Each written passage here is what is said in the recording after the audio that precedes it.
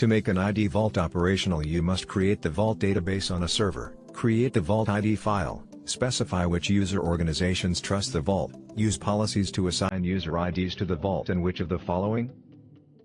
Option A. Assign an administrator. Option B. Assign a vault administrative group. Option C. Specify the key strength of the ID vault. Option D. Specify the path to ID vault in the server. The correct answer is option A. When creating the ID vault for your domain, which of the following cannot be the name of the vault? Option A. The name of the server the vault is created on. Option B. The name of the administrator creating the vault. Option C.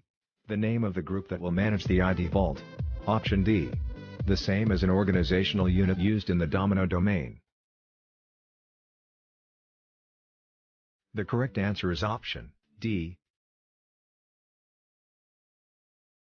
While creating the ID vault, you must configure the organizations that trust the vault for ID storage. Which of the following does this create? Option A. User policy configurations. Option B. ID vault administrator accounts. Option C. Vault trust certificates in the Domino directory. Option D.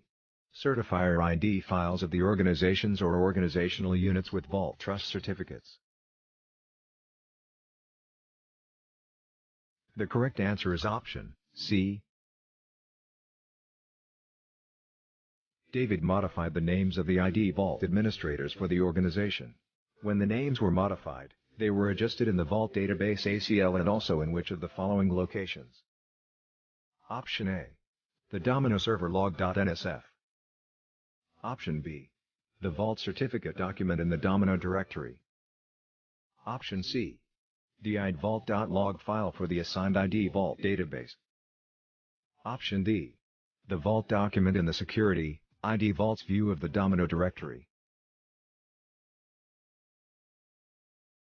The correct answer is option D.